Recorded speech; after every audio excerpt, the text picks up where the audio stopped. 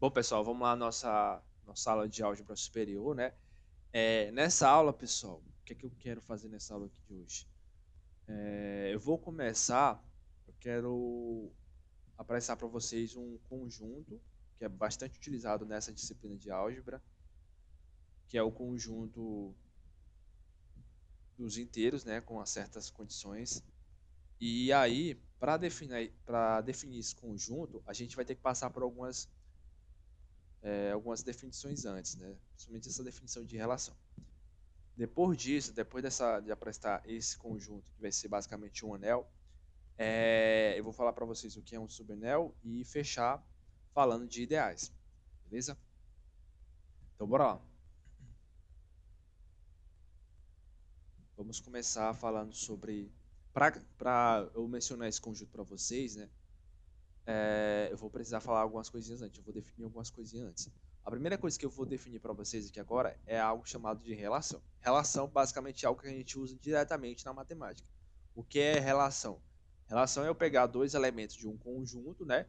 E entre esses dois elementos eu estou fazendo alguma coisa. Estou fazendo uma certa associação, comparação. Eu estou transformando eles por uma função. Okay? Relação é isso. É pegar dois elementos. Tá aqui, ó. Relacionar duas coisas que eu chamei de x e y, né? Através de alguma coisa. Eu vou relacionar, ou estou associando, ou estou transformando, ou eu estou comparando. Relacionar isso. É pegar dois elementos e fazer algo entre essas duas coisas. Viu? E aí, ó, para representar isso, a gente usa a seguinte notação. A gente coloca esses dois elementos entre a letra R. Viu? Essa letra R aqui para dizer que é a relação. Então, por exemplo, quando eu estou pegando um, né? Tô transformando um no 2. Isso aqui pode ser visto uma relação, uma função pode ser uma relação. Aí eu uso essa notação aqui, né? 1R2. Para dizer que o 1 está se relacionando com o 2. Como? Estou pegando um 1 e estou transformando no 2. Esse entendimento é bem claro, né? Relação é isso. Relacionar duas coisas. Aí essa relação que depende do que você está usando. Como eu falei, vocês podem associar, podem transformar, podem comparar, pode colocar uma condição, viu? Então tem várias coisas aí para a gente como sendo uma definição na matemática. É, mas aí, qual o objetivo então de apresentar uma relação? O objetivo, gente, é falar de uma relação específica que é algo que vocês já ouviram falar em outra disciplina, que é chamada de relação de equivalência. Quem está lembrado disso aqui?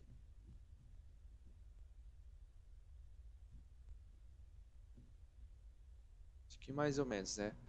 Essa parte tem tanto, mas a outra, quando eu for mais específico, vocês vão relembrar o que é. Bom, uma relação de equivalência, né, é uma relação particular que aparece bastante na matemática. Quais são as características dessa relação de equivalência? Uma relação de equivalência, ela tem três características, pessoal. Ela tem três condições. São elas. A relação de equivalência, ela vai ser reflexiva, ela vai ser simétrica, tudo isso eu vou explicar. Também vai ser transitiva. Toda relação, pessoal, que tem essas três condições aqui, ó, é chamado de relação de equivalência, viu? E aí ó, a gente vai usar a seguinte notação. Em vez de a gente colocar um R entre as duas coisas, né, entre os dois elementos, a gente vai colocar um til. Esse sinalzinho aqui. É chamado de til, né? Til. Então, quando vocês verem assim, dois elementos com esse símbolo aqui, quer dizer que está acontecendo ali uma relação de equivalência. O que é uma relação de equivalência? É uma relação entre dois elementos de um conjunto que é reflexiva, simétrica e transitiva. Então, deixa eu comentar o que é reflexiva, simétrica e transitiva.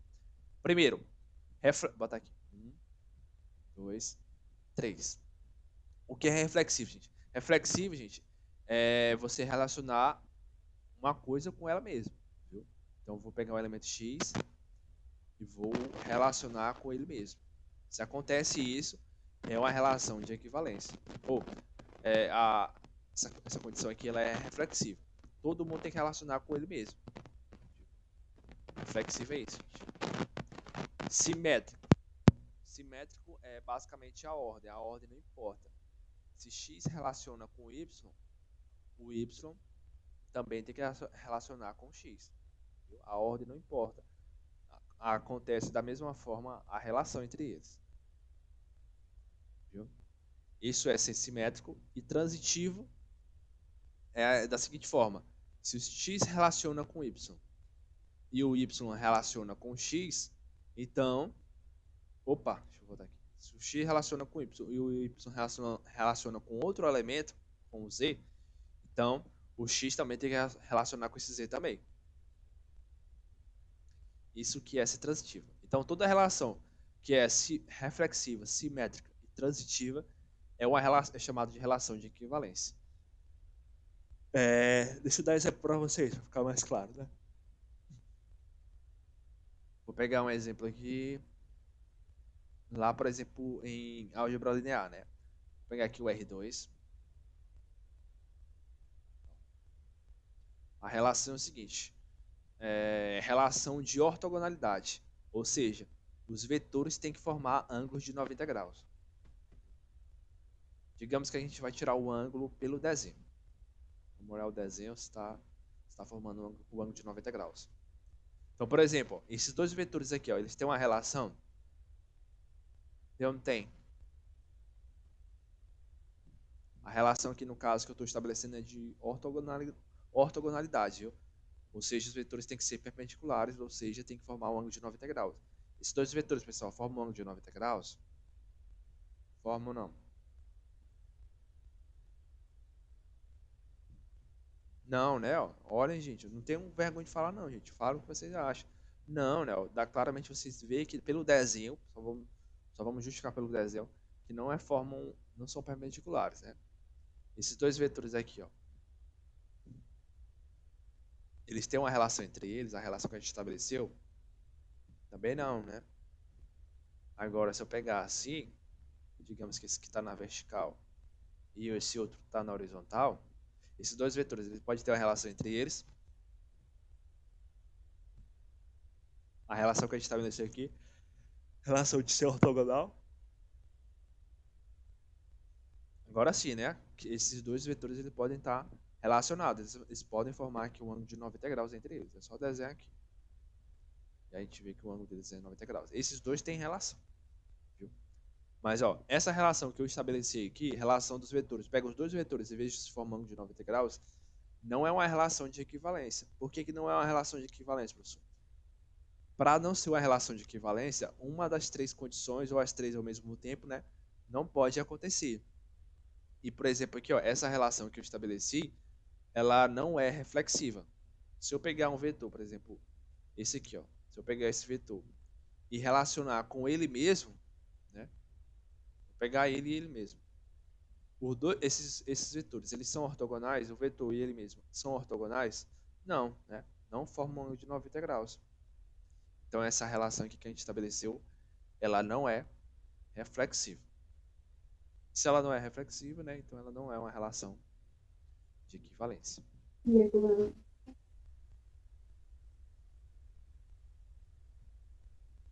Ok? Aí, pessoal, tudo isso que eu estou apresentando agora é só para fazer a construção de um conjunto, de um anel específico nessa disciplina que é bastante usado. Estou fazendo uma construção, então estou dando algumas coisinhas, algumas pré-requisitos antes, para a gente estabelecer, para apresentar para vocês um conjunto. Tudo isso faz parte da construção. Beleza. Alguma dúvida, pessoal, em relação à relação de equivalência? Deixa eu dar então um exemplo então, de uma relação mesmo, né, para a gente ficar mais claro. A gente viu um caso de uma relação, nem toda relação é uma relação de equivalência. Aqui é uma relação, viu? Pegar dois vetores e ver se formam de 90 graus. Isso aqui é uma relação, mas ela não é uma relação de equivalência, porque ela não é reflexiva. Deixa eu apresentar aqui para vocês agora um exemplo de uma relação que é uma relação de equivalência. Da seguinte forma, vou pegar um conjunto A qualquer. E aqui os elementos, né? Vou chamar aqui de x e de y. Vou pegar aqui outro conjunto, chamar de B.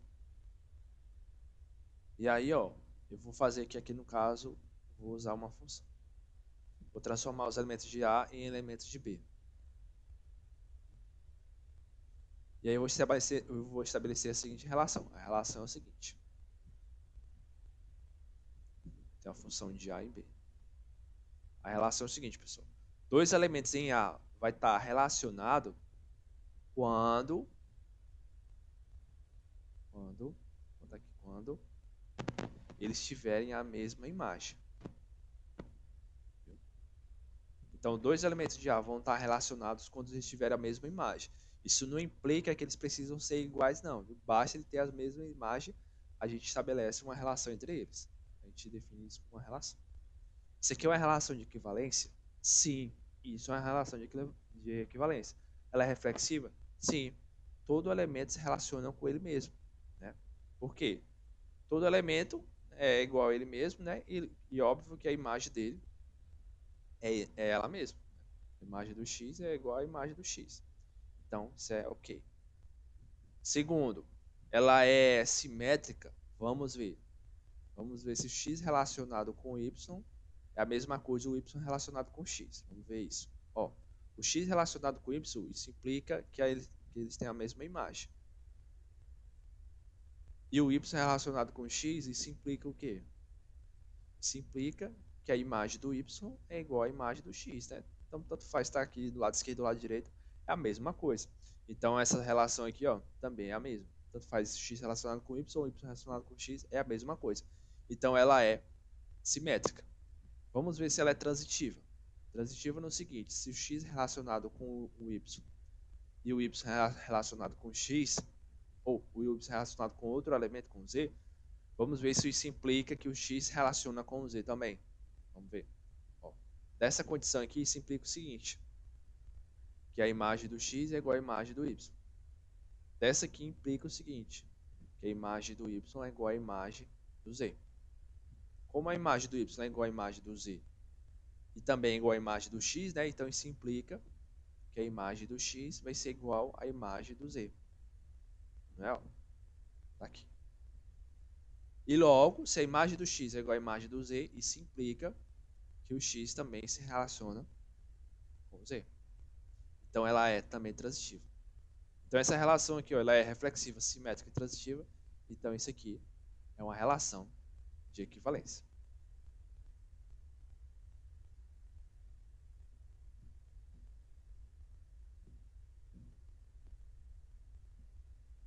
Beleza? Então é uma relação de equivalência. Bom, essa definição que eu dei de relação de equivalência, pessoal, é justamente, qualquer dúvida é só perguntar. Essa relação que eu dei é justamente para apresentar uma específica, uma que é utilizada muito. A gente, eu acho que já viu em fundamentos, viu? Vamos rever agora em álgebra superior e vamos rever também mais na frente em outra disciplina, que é a disciplina de teoria de números. Então, vocês ainda vão trabalhar com essa relação de equivalência aqui. A relação é a seguinte. Vocês acho que vão relembrar pelo nome, ou não, sei. A relação que eu vou estabelecer ela é chamada assim, congruência.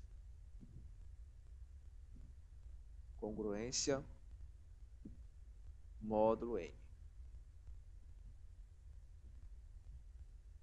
Estão lembrados dessa? Já ouviram falar dessa relação aí?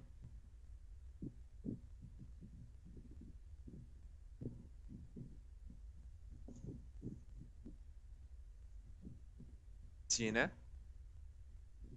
Não? Pera aí. Deixa eu apagar bem aqui. Deixa eu falar uma coisa antes de falar de congruência, dessa relação de equivalência. Deixa eu dar outra definição aqui. A definição de classe. Já eu volto para essa parte de congruência, pessoal. Deixa eu dar a definição de classe de equivalência.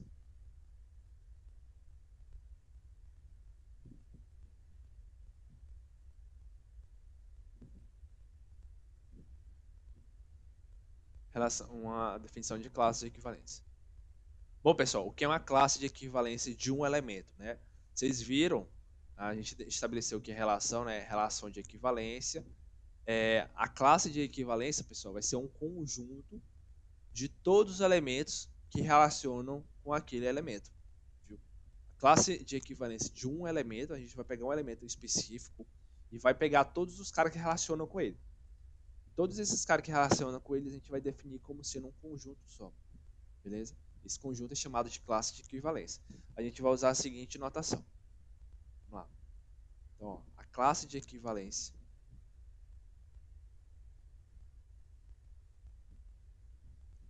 a gente usa a seguinte notação. A gente coloca o elemento e coloca uma barra em cima dele.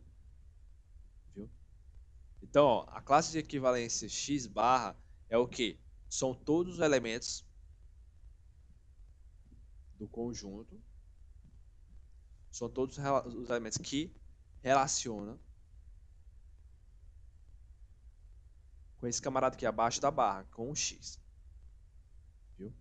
Então, a classe de equivalência, a gente vai estabelecer um conjunto, que é todos os elementos lá daquele conjunto que se relaciona com o x. Por exemplo, aqui. Ó, por exemplo, aqui, ó. O nosso exemplo dos vetores que são ortogonais, né? Ó.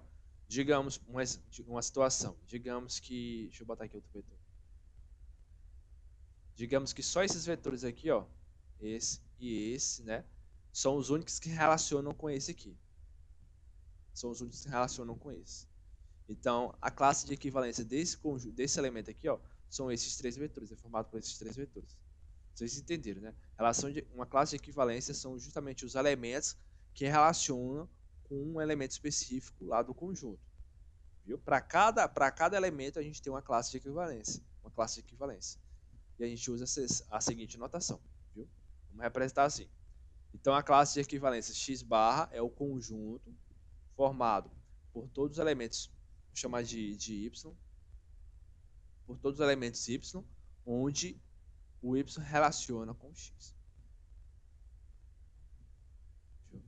Então é isso. Ó. A classe de equivalência x barra são todos os elementos daquele conjunto que se relacionam com o x.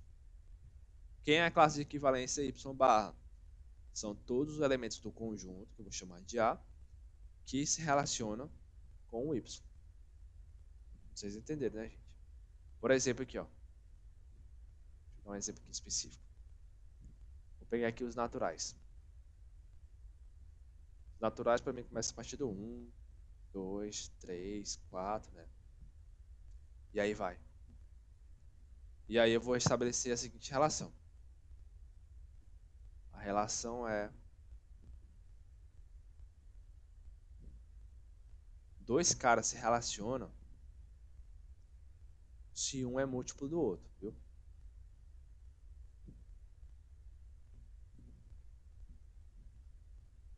Dois caras se relacionam se um é múltiplo do outro.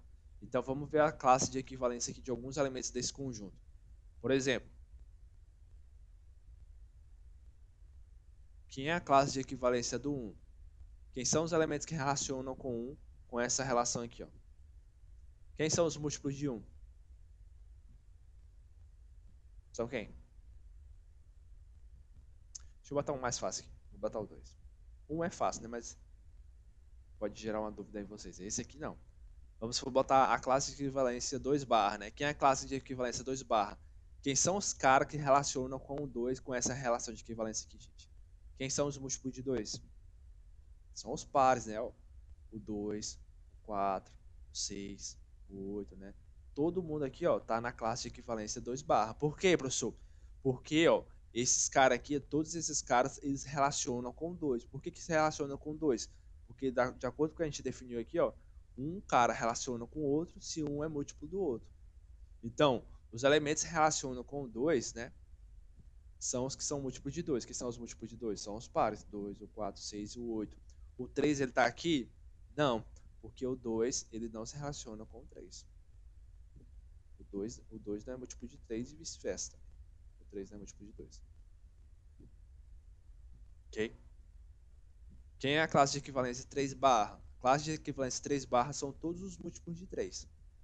São todos os caras que relacionam com 3. Ou seja, todos os múltiplos de 3. Quem são os múltiplos de 3?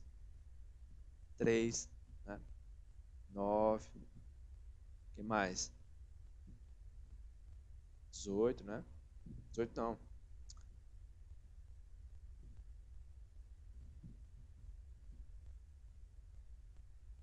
12, né? 12. E aí vai. 18 também, né? Então, ó, todos esses caras aqui, ó, estão na classe de equivalência 3 barra. São todos os caras que relacionam com 3. São todos os múltiplos de 3. E o do 1? Quem é a classe de equivalência do 1?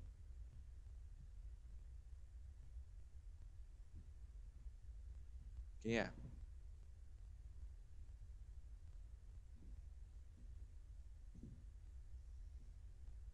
Todos os naturais, né? Todo mundo é múltiplo de um. Por que todo mundo é múltiplo de um? Porque todo mundo é escrito como um vezes ele mesmo. Então todo mundo se relaciona com um. Ou seja, a classe de equivalência do um são todos os naturais. Tá dando para acompanhar, gente, direitinho? Tô fazendo bem devagarzinho para vocês entenderem essas definições. Entenderam, né, que é a classe de equivalência?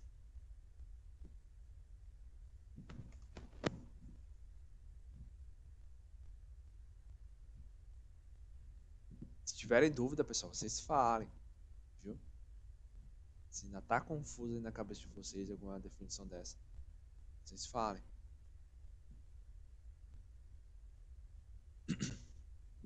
Beleza, então. Vamos então agora, como eu falei a vocês, né, há minutos atrás, eu queria estabelecer uma relação de equivalência específica, que é essa aqui agora. A relação, vou pegar um conjunto específico também, vou tomar os inteiros e vou estabelecer a seguinte relação de equivalência.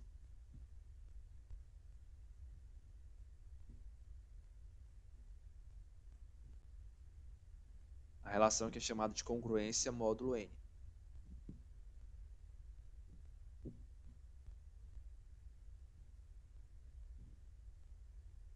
A gente usa a seguinte notação.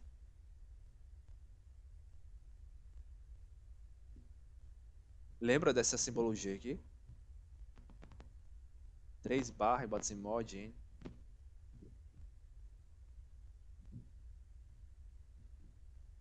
Quem que lembra? Lá dos... Acho que a gente já viu em fundamentos mais ou menos algo desse tipo aqui. Ou não. Eu acho que já. Não? Mas enfim, então, vendo pela primeira vez, né? E decorem, né? Aprendam isso aqui que a gente vai ver novamente em outras disciplinas também. Viu? Então, ó, essa aqui é uma relação em particular, uma relação específica, né? Que é muito utilizada na disciplina de álgebra superior, porque daqui a gente vai extrair um conjunto específico também. Essa relação é chamada de congruência módulo n. Isso aqui, gente, é só uma simbologia. O que é importante é entender a relação. A relação é o seguinte. Então, ó, eu vou fixar um inteiro qualquer. Vou fixar o n. O n é um número inteiro. Vamos lá. A relação é o seguinte. Então, dois caras estão relacionados, dois números inteiros estão relacionados com essa relação aqui, ó, quando acontece a seguinte condição. Quando x menos y, quando a diferença entre esses dois elementos é igual a isso aqui, é k vezes n, onde o k é o número inteiro. Traduzindo para vocês, gente, dois casos estão relacionados com essa relação aqui, ó, quando a diferença entre eles é um múltiplo de n. O n é um cara específico que a gente fixou, viu? Então, ó, para cada número inteiro eu posso estabelecer uma relação de equivalência, viu? Para cada n que eu fixar, eu posso estabelecer uma relação de equivalência de congruência. Aqui no caso, essa relação de equivalência de congruência módulo n, então vamos lá, são todos os caras que quando eu relacionar, são todos os caras que a diferença entre eles é o múltiplo de n. Beleza? Vou mostrar para vocês agora exemplos para ficar mais claro. Mas aí, ó, você pode ver ainda, além dessa condição aqui, ó, outra forma de ver essa relação aqui, ó. Outra forma de você ver que dois caras estão relacionados com essa congruência, quando você fazer o seguinte, quando você pega você pega os dois elementos e divide por esse número fixo. Quando a gente dividir por n, ó, eles vão estar relacionados, o x e o y estão relacionados nessa congruência aqui, quando a divisão deles por n apresentarem o mesmo resto.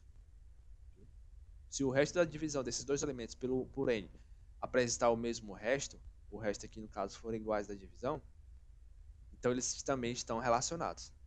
A mesma coisa. Ou você vê que a diferença entre eles é um múltiplo de n, ou então você vê que a divisão dos dois elementos por n apresenta o mesmo resto. Esses dois elementos estão relacionados à congruência módulo n. Beleza? Vai ficar mais claro fazendo um exemplo dando valores, né? Vamos pegar um exemplo numérico. Vamos lá. Eu vou pegar um exemplo aqui. O exemplo vai ser a congruência pegar a relação de congruência módulo 3 em Z. Então, ó, vamos ver então quem os caras que estão relacionados com essa congruência aqui, gente. Congruência módulo 3, né? O 3 é um número fixo inteiro, né? Quem são os caras que estão relacionados com essa seguinte relação de congruência módulo 3? São os caras que a diferença entre eles é um múltiplo de 3. Ou ainda, são os caras que, quando a gente dividir por 3, x e y estão relacionados com essa congruência aí, gente, quando a divisão deles por 3 apresentar o mesmo resto. Por exemplo, pergunto a vocês, o 2 e o 3, eles estão relacionados com essa relação de equivalência aqui? Relação de congruência módulo 3? Podem estar ou não? Vamos ver. Para o 2 estar relacionado com o 3 com essa relação aqui, eu vou dividir os 2 por 3. Tanto o 2 como o 3. Ó, o 2 dividido por 3 vai dar quanto? Vai dar 0, né? E deixa resto 3, né? Não, deixa resto 2, né? Deixa resto 2. O 3 dividido por 3, né? Vai dar 1, deixa resto 0. Ó, como o resto aqui é diferente, né? Então eles não estão relacionados. O 2 e o 3 eles não estão relacionados com essa relação aqui de congruência. Módulo 3. O 9 está relacionado com o 3? Tá ou não tá com essa relação aqui? Vamos ver. Vamos dividir os 2. Dividir os 2 por 3. 9 dividido por 3 dá quanto? Vai dar 3, né? 3 vezes 3 dá 9, deixa resto 0. 3 por 3 dá 1, deixa resto 0. Opa, os dois tiveram o mesmo resto. Então quer dizer que o 9 está relacionado com o 3 nessa relação de congruência aqui. Beleza? Deu para entender?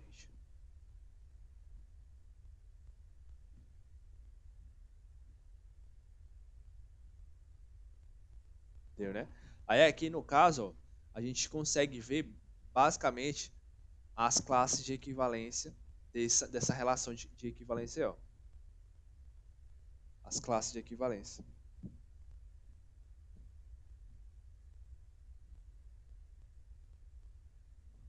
No caso, ó, vamos ver as condições. Quais são as condições de um elemento dividido por 3?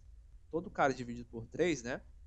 O resto, ele é sempre menor, né? Ele é menor do que esse camarada aqui. Eu esqueci o nome disso aqui. É dividendo, é divisor, né? Esse aqui acho que é dividendo, esse aqui é divisor, se eu não me engano. O nome que dá esse cara aqui que está na chave, acho que é divisor. O resto, gente, lá da nossa definição de divisão, né, por chave, ele é sempre menor do que o divisor. Ele é sempre menor do que o divisor. Ele é 0, né? E é sempre menor do que o divisor. Aqui. Menor do que o módulo do divisor.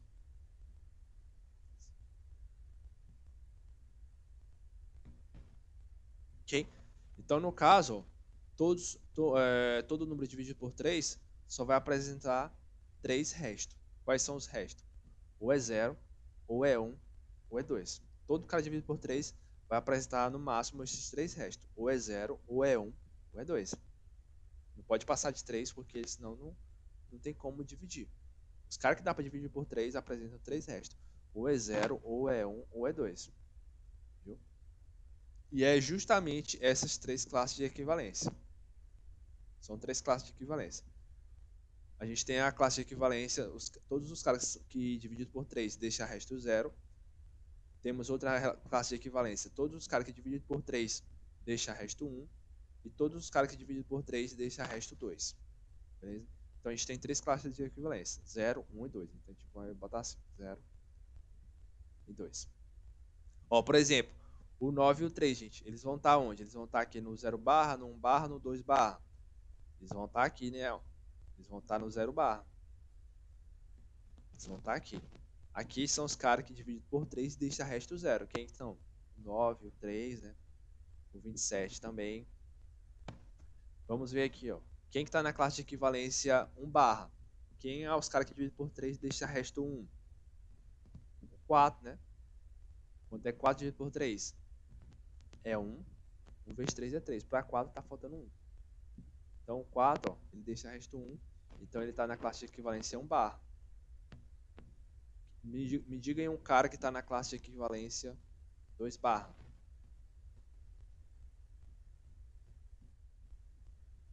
Você consegue me dizer?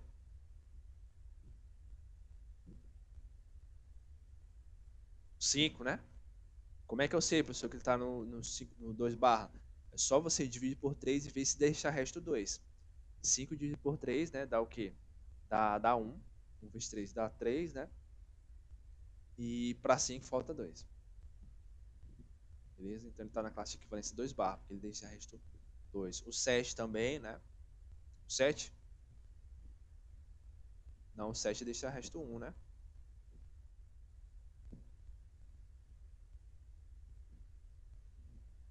Então, beleza, gente. Acho que deu para ficar claro essa. Fica mais claro fazendo um exemplo dando valor. Né? Dá para a gente fazer um teste, ver se pertence ou não. Beleza. Então, ó, tudo isso que eu defini até agora é só mesmo para apresentar um conjunto específico para vocês. Viu? Porque ele é muito utilizado na álgebra, tanto para provar certos resultados, como também para fazer exemplos, mostrar contra-exemplos. Para apresentar ainda esse conjunto, eu vou definir outra coisa ainda, é só o nome, que é, vamos definir, chamado que é conjunto quociente. Ó, a gente vamos utilizar a seguinte relação. Vou pegar aqui um conjunto A qualquer, beleza? E a gente vai definir o conjunto quociente assim, ó, a gente usa a seguinte notação. A barra, bota aqui o símbolo da relação de equivalência. Esse símbolo aqui é a relação de equivalência.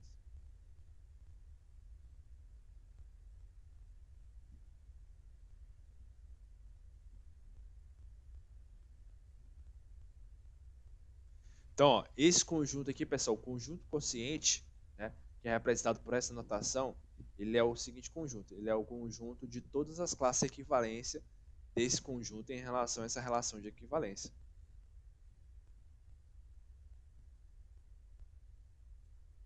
Beleza?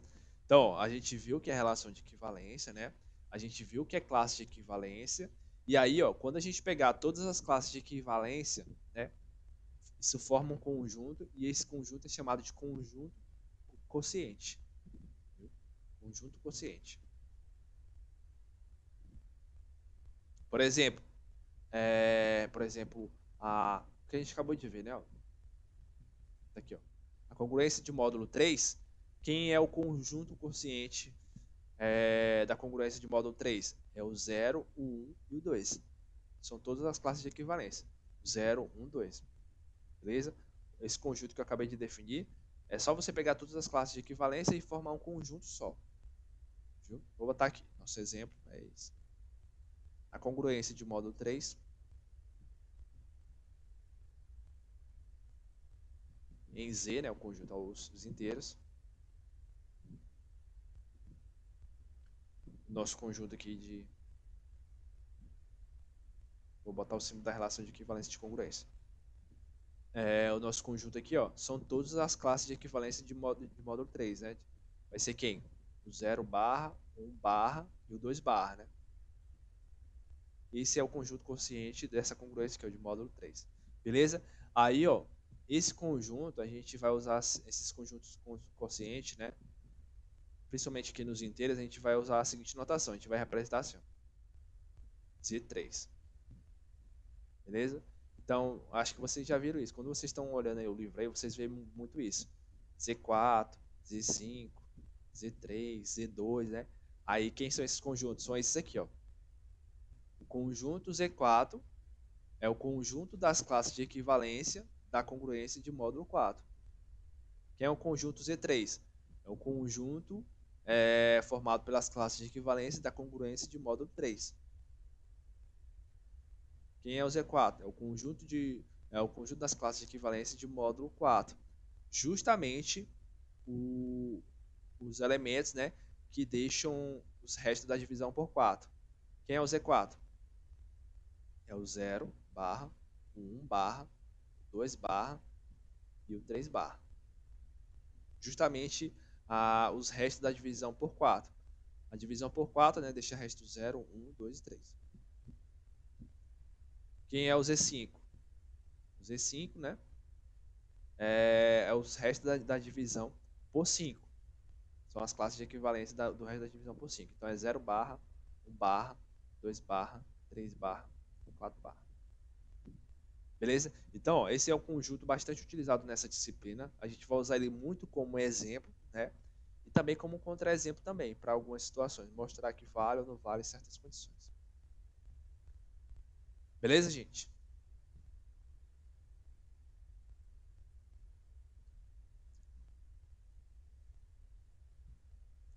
E aí, até agora, tá ok? Tá dando para acompanhar?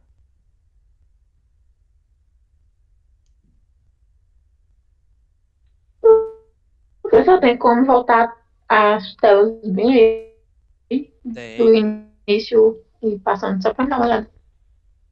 Ó, essa foi a penúltima, né? Vou passar? Pode? Eu me olhando o que foi que eu perdi. Que a internet caiu aqui. Aí teve essa,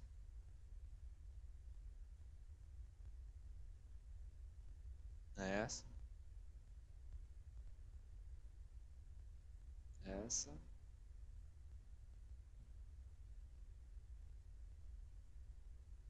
eu puxar aqui para ficar melhor.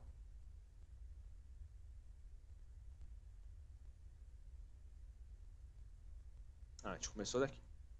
Deixa eu só recapitular aqui, tá? Para ficar melhor, né? Então, a gente começou, né? O primeiro objetivo aqui dessa aula de hoje foi apresentar para vocês aqueles conjuntos. O Z3, o Z2, o Z5. São conjuntos bastante importantes, que a gente tira vários exemplos deles, também contra-exemplos, né? Só que para apresentar, para chegar até lá naqueles conjuntos, a gente precisa passar por todas essas definições antes, por esses pré-requisitos. Primeiro, definir o que é relação. Relação é relacionar dois elementos. A gente relaciona dois elementos através de uma regra, de uma lei, de uma comparação, associando. Depende do que a gente vai fazer. Se a gente está comparando, ele está fazendo um certo esquema entre dois elementos, a gente está fazendo uma certa relação. Beleza. Das relações que a gente tem uma específica, que é chamada de relação de equivalência. A relação de equivalência é uma relação entre dois elementos que tem três condições. Ela é reflexiva, simétrica e transitiva. Reflexiva, onde todo elemento relaciona com ele mesmo. Simétrica, a ordem não importa, né? Se o elemento se x relaciona com y, isso implica que o y também relaciona com x. Tanto faz, é a mesma coisa. Né? E ela é transitiva. Se x relaciona com o y e o y está relacionando com outro cara, então o primeiro lá, o x, relaciona com esse cara também, com o z também. Então toda relação que satisfaz essas três condições é chamada de relação de equivalência. Mostrei para vocês aqui alguns exemplos. Né? Aí aqui, outro exemplo também. No caso, o primeiro eu dei um exemplo que não era relação de equivalência, era uma relação, mas ela não era de equivalência. E aqui no caso é uma relação de equivalência, que é eu relacionei entre dois elementos que têm a mesma imagem. Eu mostrei que é uma relação de equivalência. Beleza. De uma relação de equivalência, a gente pode extrair as classes de equivalência de um elemento. A classe de equivalência você justamente pega todos os caras que relacionam ali com o x, aí forma uma classe de equivalência. Pega todos os caras que relacionam com o y, é uma classe de equivalência também. Então, todos os caras que relacionam com um elemento ali específico é chamado de classe de equivalência. Então, eu fiz aqui exemplos, né? Eu peguei os naturais, estabeleci a relação de onde um é múltiplo do outro, e aí eu mostrei aqui as classes de equivalência. Do 1 são todos os naturais, todo natural é múltiplo de 1, então todo mundo está relacionando com 1. A classe de equivalência do 2, que é representada assim, a gente bota uma barra em cima para representar a classe de equivalência. Quem são os que relacionam com 2? São todos os múltiplos de 2. Quem é os múltiplos de 2? 2, 4, 6 e 8. A classe de equivalência do 3 são todos os múltiplos de 3. Quem são os múltiplos de 3? 3, 9, 12. Depois, eu mostrei uma relação de equivalência também específica, uma relação de equivalência em particular, é chamada de congruência de módulo N. A gente fixa um número inteiro, né? E aí a gente vai relacionar dois elementos com essa relação da seguinte forma. Dois elementos, eles têm essa relação de congruência módulo N quando eu pegar a divisão deles dois por N, né? Por esse número, e apresentarem o mesmo resto. Se apresentarem o mesmo resto dessa divisão, eles estão relacionados por essa relação de congruência módulo N. Aí, pessoal, às vezes a gente pode usar também assim, a gente pode representar assim, essa relação. Viu? É a mesma coisa. Vocês, na maioria das vezes, vão ver assim, ó, aqui é o x é congruente y módulo n. É justamente isso. Está acontecendo justamente essa relação aqui de congruência.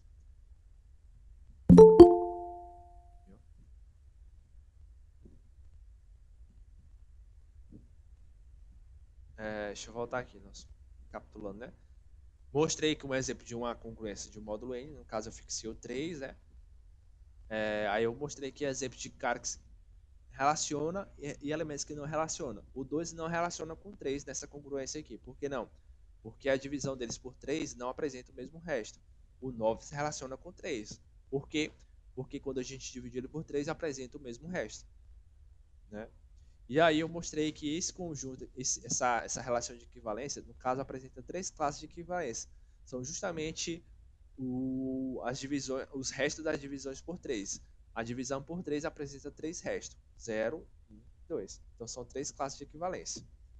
Então, todos os elementos aqui ó, que deixam o resto no 0 estão na classe de equivalência do 0 aqui, ó, que é o 3, o 9. Os caras que dividido por 3 deixam resto 1 estão na classe de equivalência 1 barra. E os caras que dividido por 3 e deixam resto 2 estão na classe de equivalência 2 barra. Viu? E aí, ó, quando eu pegar, então, todas as classes de equivalência e formar um conjunto, né, esse conjunto recebe chamado de conjunto quociente, é um conjunto específico nessa disciplina, né, também outras que a gente vai ver também. Ele é importante porque dele dá para a gente extrair vários exemplos e também contra-exemplos, né? E a gente usa a seguinte notação, a gente vai ver muito isso. Quando vocês verem no livro Z3, Z2, Z4, Z5, é justamente isso. É um conjunto formado pelas classes de equivalência com essas congruências aqui, ó, por essas congruências de módulo, no caso, dependendo do índice aqui, né? No caso, o Z3 são justamente as classes de equivalência pela congruência de módulo 3. Então foi isso que a gente viu até agora. Beleza? Um detalhe, né? Aí, pessoal, esse conjunto aqui, ó, ele é um anel. Ele é um anel. E aí a gente vai agora entrar na segunda parte que eu queria falar para vocês, que é a parte de definir. Deixa eu subir aqui. Vou botar isso mais aqui. De definir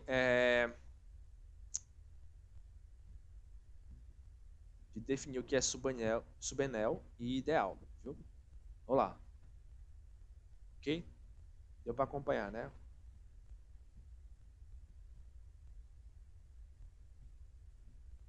Vamos lá.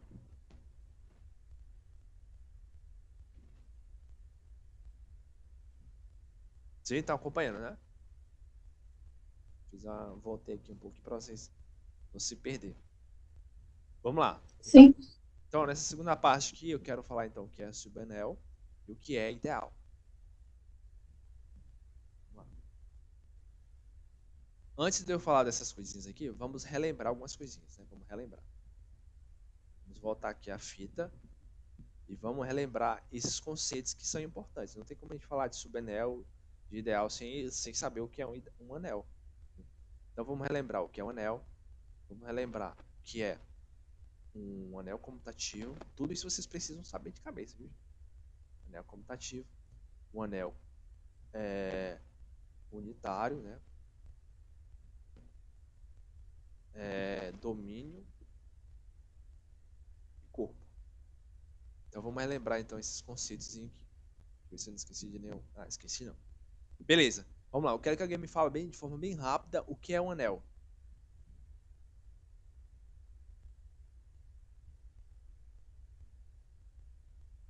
O que é, gente?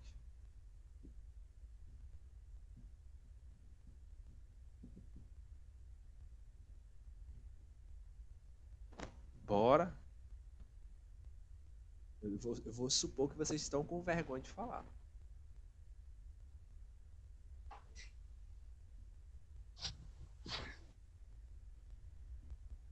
O que é um anel, gente?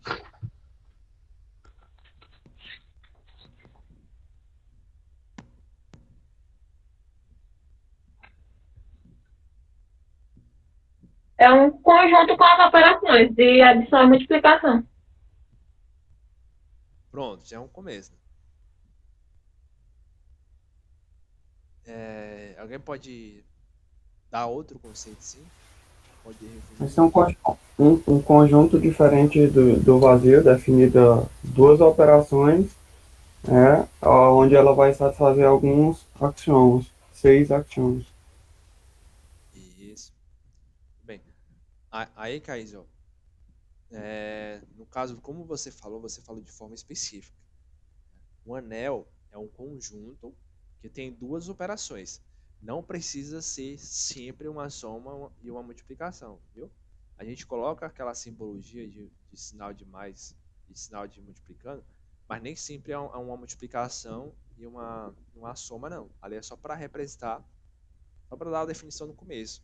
Mas não precisa ser sempre essas operações. Um anel é um conjunto que tem duas operações. A gente vamos representar assim, pelo sinal de mais e pelo sinal de multiplicação. Mas não é sempre adição e multiplicação. Fique bem claro isso, coloque na cabeça de vocês. Viu? Nem sempre é isso. Entendo o seguinte, ó. Não, eu sei, é porque foi o mais fácil que eu achei pra falar. Sim. Pronto, se vocês sabem, tá bem. Então é isso. É um conjunto que tem duas operações. Pronto. Duas operações, né? Tem que ter elementos, claro, tem que ser diferente do vazio. Vamos pegar um conjunto que não tem nenhum elemento, não faz lógica, né? É um conjunto diferente do vazio, tem que ter elementos. Tem duas operações, e as operações têm que ser o quê? Fechadas. Fechadas é no sentido, quando eu fazer essas duas operações dentro do conjunto, né? O resultado tem que ser um elemento do conjunto. Pode ter isso, né? Pegar dois elementos aqui e fazer a operação e cair fora. Não pode. As operações têm que ser fechadas. Todos os elementos que eu pegar, vou chamar de soma, viu? A soma e multiplicação, mas nem sempre é. Botem isso na cabeça de vocês. Nem é sempre uma adição e multiplicação. Vou chamar de soma e de multiplicação, só para ficar mais fácil.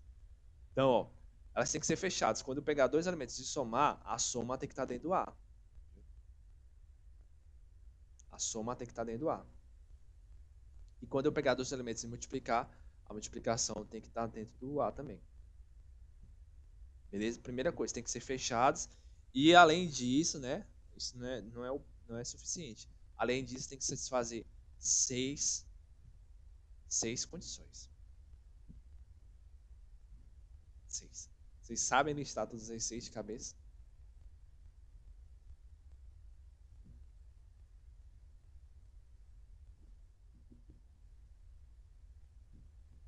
Vamos lá, bem rápido, todas as seis. Ó, vou tentar. A mais B é igual a B mais A. Como é que é chamado? Como é o nome dessa propriedade aqui? Associativa. Não, esse aqui que eu botei, comutativa. Comutação. Tanto faz você trocar a ordem, né? É o mesmo elemento. Então, ó, fica bem claro. Uma das operações ela é comutativa, basta uma ser comutativa, então A mais B é igual a B mais A, né? A ordem não importa, dá o mesmo resultado. Ela vai ser associativa. A associativa é, no caso, a ordem de começar três elementos. Se você tem três elementos e está somando, né? Somando, como eu falei, é uma operação, nem sempre é soma, não. Só estou definindo como soma. Se eu tiver três elementos e somar, não importa a ordem, vai ser o mesmo, cara. Vai ser o mesmo resultado. Tanto faz começar aqui com os dois primeiros ou os dois últimos, dá o mesmo resultado. A terceira é o elemento neutro, né? Existe um elemento no conjunto que todo mundo somado com ele dá o próprio elemento. Vou chamar isso aqui de zero, mas nem sempre é zero, é só para representar. Viu? Existe o elemento simétrico, né? Todo elemento tem um elemento simétrico, ou seja, a condição do elemento simétrico é que todo elemento somado com seu simétrico dá o elemento neutro. Beleza? E a 5 e a 6 em relação a outra operação, que no caso é a multiplicação. São elas a associatividade,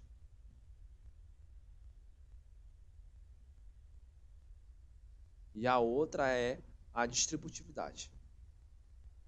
Distribuir a multiplicação com a soma. Tanto faz à direita como também à esquerda. É isso aí, né, gente? Estou esquecendo de alguma no resumo de vocês aí? Tô? Acho que não. Acho que não. Se tiver, vocês me avisem aí. Então, ó, todo conjunto não vazio, fechado para duas operações, e essas duas operações satisfazem essas 6 condições aqui, é um anel. Viu? Então, para provar que é um anel, professor, como é que eu provo um anel na prova? Não existe isso. Você tem que provar todas essas 6 condições. Para provar que não é um anel é mais fácil, né? Basta mostrar que uma delas não vale, ou até mesmo mostrar que o conjunto ou ele é vazio, ou então que ele não é fechado para uma das operações. Mas para provar que é, você tem que passar por todas as propriedades. Os 6 axiomas. Beleza? Vou apagar aqui. Isso aqui a gente já viu nas aulas. Só estamos relembrando. Então vou apagar. Pergunta, gente. Se vocês estão em dúvida, professor, isso aqui, explique melhor essa condição aqui que vocês falaram. Então, para ser o anel, tem que satisfazer essas 6 condições aqui, os 6 axiomas. Para ser o anel comutativo, lembrando, o anel, gente, basta uma das operações ser comutativa. Viu? Basta uma. Mas agora, se as duas operações forem comutativas, se a outra operação também ela for comutativa, a ordem, se eu multiplicar dois elementos, A vezes B igual B vezes a outra também for comutativa, então ele é chamado de um anel comutativo. Vocês vão ver, tem livros, né, que usa, chama isso aqui de outro nome, chama de abeliano. Ele é um conjunto abeliano. Conjunto abeliano é que é o conjunto que ele é comutativo. Viu? No caso, para ser um anel comutativo, as duas operações têm que ser comutativas. Aí ele pode ser chamado de anel abeliano. Um abeliano não é por causa de uma abelha não, viu, gente? Ele é abeliano é por causa do matemático que apresentou essa definição. Aí eu esqueci o nome dele. É alguma coisa Abel, assim. Alguma coisa Abel. Esqueci o nome desse matemático. Não é por causa de abelha, não, viu? Beleza? Então, aí, professor, como é que eu mostro que o anel é comutativo? Você tem que mostrar que ele é um anel, você tem que provar 6 e tem que provar mais um, tem que mostrar que é comutativo também. Aí um bom nome, abeliano, né? Vamos lá. Anel unitário. Aí o anel unitário, ou entrar outra condição, né? O anel unitário, vejam que só uma operação tem um elemento neutro. Só uma operação. Basicamente, para ser um anel unitário, a outra operação também tem que ter um cara lá neutro lá. Ou seja, quando eu realizar a outra operação entre todos os elementos, dá o próprio elemento. Aí aqui vai ser, se aparecer um cara que tem essa condição, é chamado de anel unitário. Vamos representar esse elemento agora por um, viu? Por um. Mas não é um, fique bem claro isso. Então, ó, se tiver outro cara que faz o mesmo papel de como se fosse um elemento neutro, né, para outra operação, a gente nem chama mais de elemento neutro, a gente vai dar outro nome agora para ele, vamos chamar de unidade. Se todo cara feito a outra operação com ele dá o próprio elemento, então o anel tem unidade, né? Isso é chamado de unidade. Aí é chamado, então no caso vai ser considerado como sendo um anel unitário. Beleza? A 9. A 9 é um domínio. Domínio é um conjunto, né? É um anel que não tem divisores de zero. O que é divisor de zero? Divisor de zero é quando a gente faz a multiplicação entre dois elementos, né? Isso aqui dá o elemento neutro. E esses dois caras não são zeros. Não são elementos neutros. Aí nesse caso aqui eles são divisores de zero. Agora, se toda vez que eu multiplicar dois elementos, né? Tá dando o elemento neutro e e ele é sem divisores de zero, então explica o quê? Então que pelo menos um deles, ou os dois, tem que ser zero. Ou um ou outro. Não pode ser os dois diferentes de zero, não. Viu? Então, para ser domínio é isso. Para ser domínio, né, quando eu multiplicar dois elementos de A, e quando eu fazer a segunda operação, né, tá dando um elemento neutro, então isso implica que pelo menos um tem que ser diferente, pelo menos um tem que ser igual a zero, ou então os dois, né? Não pode os dois ser diferentes de zero. Não pode os dois ser diferentes do elemento neutro. Beleza? Então é a nona para ser um domínio. E a décima é um corpo. Um corpo é a existência do elemento inverso, né, para o outro elemento neutro, que no caso para a unidade, que é chamada agora de elemento simétrico. Todo elemento de A existe um cara que a gente representa assim, onde esse cara, né, multiplicado pelo todo cara multiplicado pelo seu elemento inverso, né, dá a unidade. Beleza? Então essa é a décima condição, que é o corpo. Então essas são os 10 axiomas, pessoal, que vocês precisam ter na cabeça de vocês, que vocês precisam fazer para provar que é um conjunto, ou é um anel comutativo, um anel unitário, ou é o domínio, ou é um corpo. Você tem que passar por todas essas se quer mostrar tais condições. Beleza, né? Isso a gente viu na aula passada. E aí, deixa eu só, agora que eu lembrei, né? Eu cometi um erro, né? Um aluno percebeu. Eu falei que... Deixa eu lembrar. Eu falei que os inteiros, ele não era um anel unitário. Falei isso na aula. Isso está errado. O Z, ele é unitário. O Z é unitário. O Z tem unidade. Existe um cara que todo mundo multiplicado por ele dá o próprio elemento. Quem é? O 1. Né? O Z, ele é unitário. Falei que ele não era unitário. Corrigindo, viu, gente? Retificando aí. O Z é unitário. E no caso, a unidade dos inteiros é o 1. Isso é óbvio. Não sei porque que eu fiz isso. Beleza. Enfim, aqui foi só relembrando, viu? Só relembrando os conceitos da aula passada. Vamos definir agora um novo conceito, que é o conceito de subanel. Vamos lá.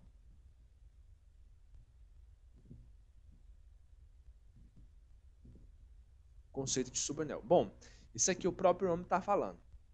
Né? A gente vai mesmo só pegar o conjunto todo e vai restringir o conjunto menor, pegar alguns elementos do conjunto, e quando a gente restringir esse conjunto para só alguns elementos, ainda vai ser um anel. Basicamente é isso. Um subanel é um anel dentro de um anel. Pronto. Resumindo. Então, o que é um subanel? Então, dado um conjunto A, que é um anel, então tem um conjunto A aqui e tem um subconjunto desse anel. Vou pegar aqui um conjunto B, que é um subconjunto, ou seja, o B está dentro do A. O B está dentro do A. Então, ó, ou seja, se o B, né, se o B ele também for anel, com essas mesmas operações aqui,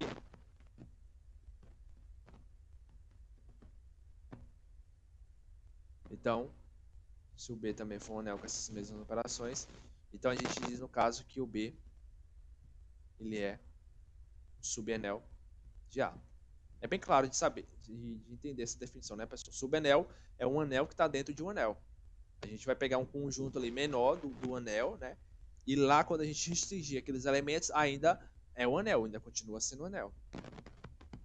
Viu? Então, se todo subconjunto de um anel for ainda um anel, ele é considerado como sendo um subanel. Beleza? Aí alguém pode perguntar assim, né? Algo que vocês precisam perguntar. Mas como é que a gente prova que é um subanel? A prova. Eu preciso provar todas as 6 condições novamente. É uma forma. Uma forma é isso. Para você provar que é um subanel, você precisa provar que o B também é um anel. Ou seja, você precisa provar as 6 tecnicamente de novo. Essa é uma forma de você provar. Mas você pode fazer isso de uma forma alternativa, através da seguinte proposição.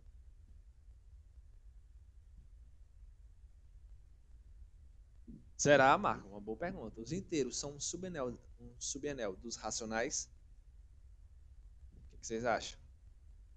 Eu vou já, deixa eu já só botar bem aqui a proposição, Marcos. E aí a gente vai ver exemplos para ficar melhor. Deixa eu só colocar aqui a proposição.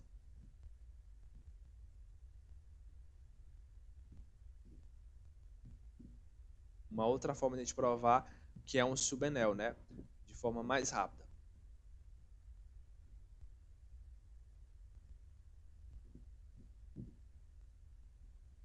Então, pessoal, uma outra forma alternativa de você provar que um subconjunto de um anel ele é um subanel, né? Sem precisar passar pelas 6 propriedades novamente, basta você provar 3 coisinhas, viu?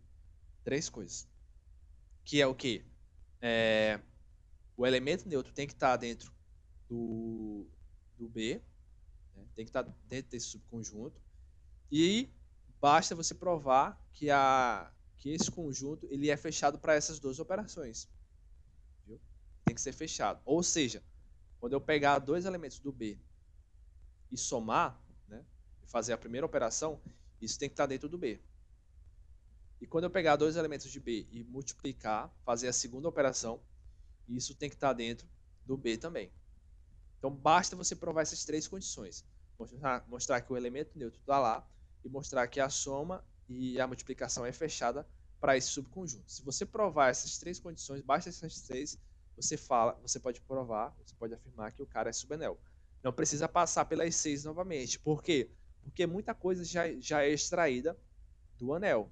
Né? O que é o anel? O anel é todos os elementos que satisfazem aquelas 6 propriedades.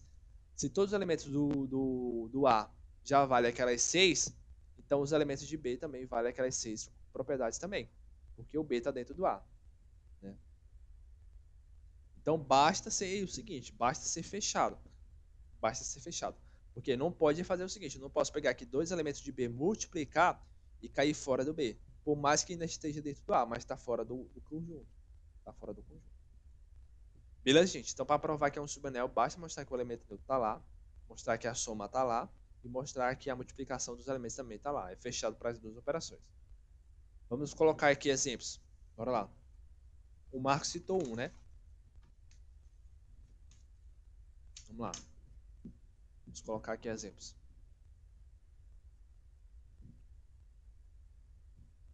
Exemplos de subanéis. Os inteiros. É um subanel dos racionais. Ele é um subanel dos racionais. O que vocês acham? É ou não é? Claro, pegando aqui no caso o mais, né? Pegando a adição mesmo e a multiplicação normal. Os inteiros, ele é um subanel? É, né? Ele é um subanel. Ele é um subconjunto dos racionais. Ele é fechado para a soma e ele também é fechado para a multiplicação. Então, ele é um subanel dos racionais. Os racionais é um subanel dos reais. Né? Para a soma e para a multiplicação. Os racionais, ele é um subanel. Ele é um subconjunto dos reais. Ele é fechado tanto para a soma como também para a multiplicação. Outro exemplo aqui, gente. Deixa eu pegar aqui. O Z2. Lembra quem é um Z2? Quem é que lembra? Quem é um Z2? A gente definiu aqui no começo da aula.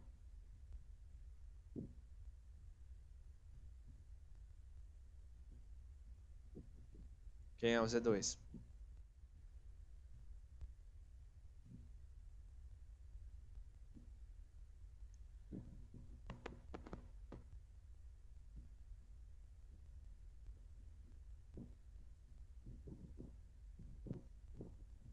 Quem é, pessoal? O Z2. A gente acabou de falar no começo da aula.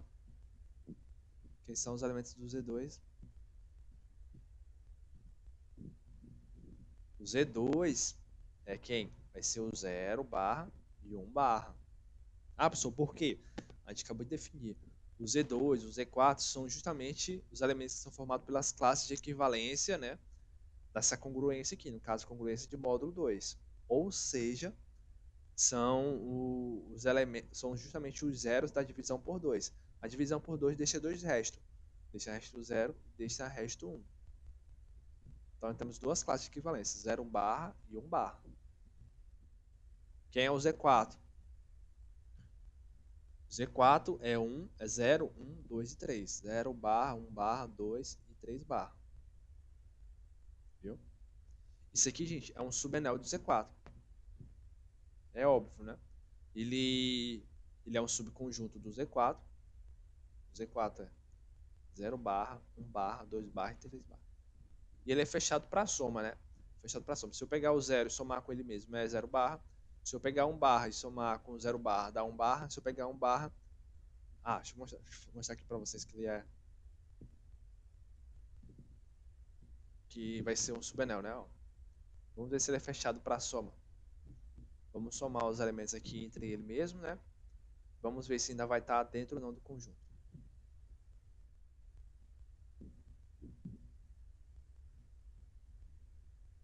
Vamos lá.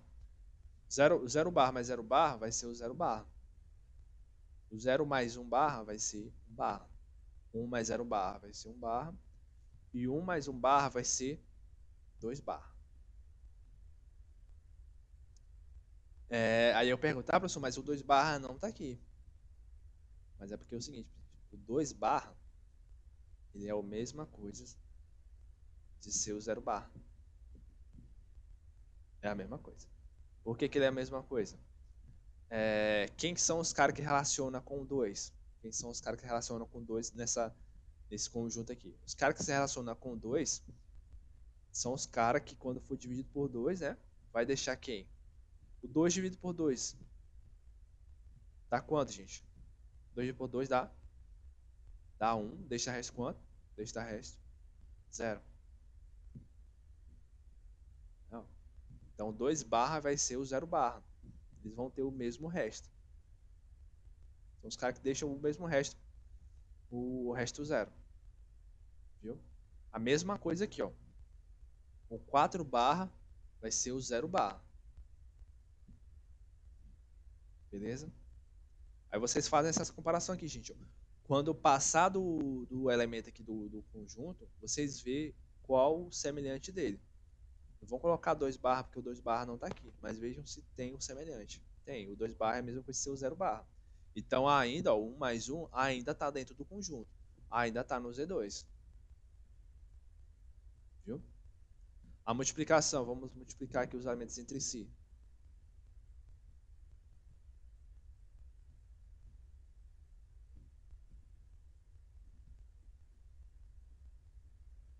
Zero barra vezes 0 barra vai ser 0 barra. 0 vezes 1 barra vai ser 0 barra. 1 vezes 0 barra vai ser 0 barra. E 1 vezes 1 vai ser 1 barra. Todos esses elementos aqui, ó, ainda tá no Z2, não tá? Então, é fechado para soma e fechado para multiplicação. Então, ele é um subenel do Z4. Ok? Vou deixar aqui. Vou colocar aqui o 4.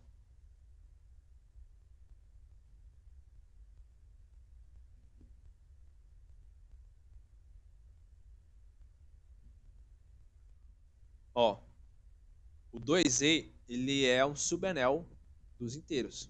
Quem é o 2e? O 2e são justamente os múltiplos de 2. O 2e ele é um subenel dos inteiros. Isso é óbvio, né, gente? Todo cara, todo múltiplo de 2, todo par somado com um par é ainda par. Todo par multiplicado por um par é par também, não é? É óbvio que o 2i ele é um subenel dos inteiros. Aí eu pergunto para vocês, gente. Agora esse conjunto aqui.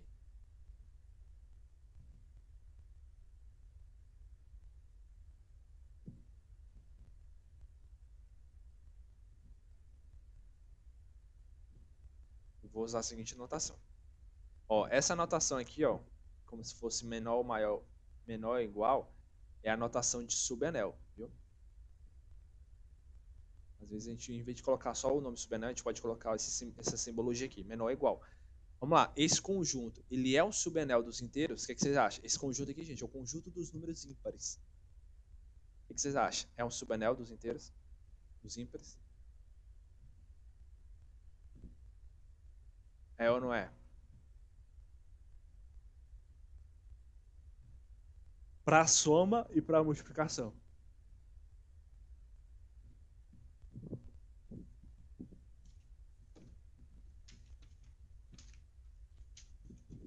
E aí, gente?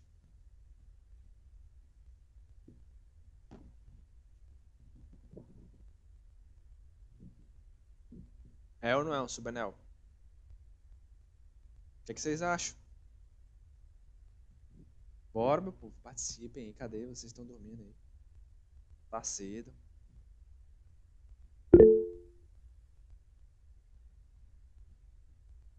Opa, aí. Marco achou um exemplo aí. Não é, né? Ó, tem vários exemplos aí, ó. Esse conjunto, ele não é um subanel. A gente corta assim, né? Ele não é um subanel. Por quê? Porque eu posso pegar dois elementos desse conjunto, somar e deixar de ser o número ímpar. Vou pegar o 3, que é o número ímpar. E somar com 3, dá 6.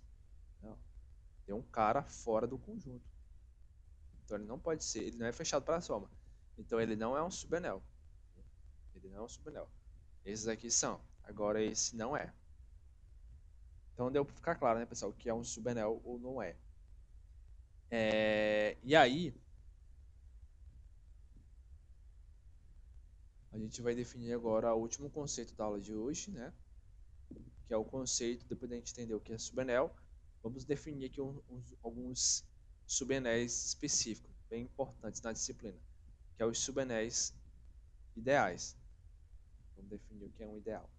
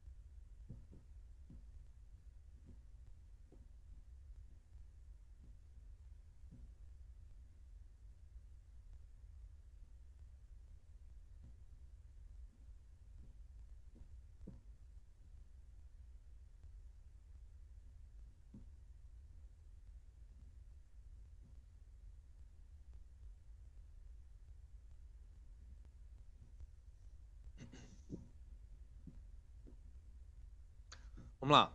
Vamos definir o que é um ideal. Vamos lá. Ideal é o seguinte: certos subconjuntos de. Vamos lá. Vamos pegar o A, um anel, beleza? Com duas operações. Vamos pegar um subconjunto I. Aí vamos ter três situações de ideais: ideal à esquerda, o ideal à direita e somente ideal. O que é um ideal à esquerda? Ideal à esquerda é da seguinte forma: o ideal à esquerda vai ser, a gente vai pegar aqui um elemento, qualquer elemento do conjunto do ideal, né? E vai multiplicar ele, né, por elementos do conjunto A, pelo conjunto aqui do anel. Então, ó, toda vez que eu multiplicar um elemento do conjunto pelo um elemento aqui do I, né, se isso aqui ainda está aí, para todo A no anel, né, e para todo elemento do conjunto I. Se toda vez que eu multiplicar por um elemento de A, né, um elemento desse subconjunto, e isso ainda está dentro do subconjunto, isso aqui é dito como sendo um ideal à esquerda. Beleza? Em outras palavras, é assim, gente. O ideal vai ser um subconjunto, onde a gente vai pegar elementos do subconjunto e vai sair multiplicando pelos elementos do anel. A gente vai fazer multiplicando, a gente vai multiplicando e vai ver se vai estar dentro ou não, se vai cair dentro ou não. Se cair dentro, toda vez que a gente multiplicar os elementos do anel por esse subconjunto e ainda está dentro desse subconjunto, pela esquerda, né? Veja que aqui pela esquerda, né? Deixa eu ver se eu estou fazendo isso. Pela esquerda. Pela esquerda, assim, eu estou multiplicando os elementos do conjunto do anel pela esquerda. Então a gente diz que é um ideal à esquerda. O que é um ideal à direita? É quando a gente multiplicar os elementos desse subconjunto por todos os elementos do A e ainda está dentro do subconjunto. Então, se toda vez acontecer isso, é dito como sendo um ideal à direita. Beleza? E o ideal, somente ideal, é quando ele é à esquerda e à direita. Ou seja, essa ordem aqui não importa. Essa ordem aqui não importa. Se eu multiplicar qualquer elemento do subconjunto por A, né, por qualquer elemento do anel, e ainda está dentro do subconjunto, então a gente diz que ele é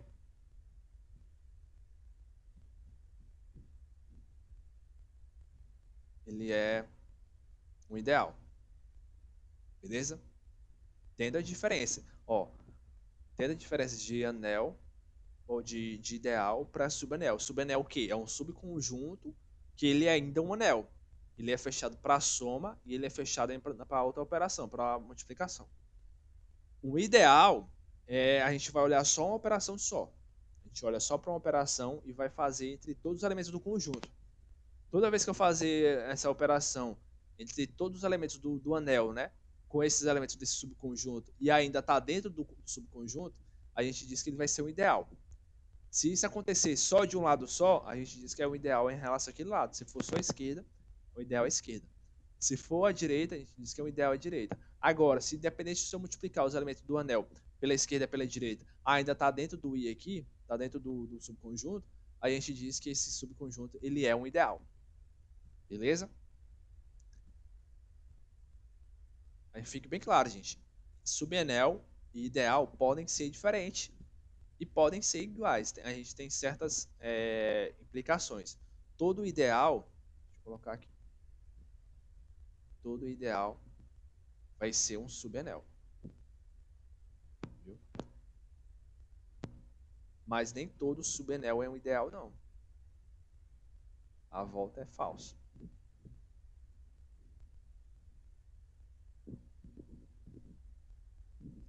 Beleza? Deixa eu colocar exemplos aqui para ficar mais claro para vocês. Calma! Calma. É porque assim, fica um pouco confuso mesmo essas três condições. Mas assim, vamos focar sempre, na maioria das vezes, só nessa aqui. Só nessa. Eu vou dar exemplos aqui para ficar mais fácil. Vamos focar mais nessa aqui. É porque quando a gente bota 3, né, fica um pouco mais confuso. Vamos focar nessa aqui, geralmente porque às vezes que a gente vai mexer, o anel ele é comutativo. Então quando ele é comutativo, tanto faz multiplicar pela direita, pela esquerda, dá a mesma coisa. Vou colocar exemplos para ficar mais claro. A gente vai ver se é um anel ou não. Então, deixa eu só recapitular aqui. Ó. Quer dizer, um ideal, né? O que é um ideal, gente? O ideal é o seguinte. A gente tem aqui um anel, né, que tem seus elementos aqui. E aí a gente vai pegar um subconjunto. Vamos pegar só aqui alguns elementos do anel. Beleza. O que a gente vai fazer?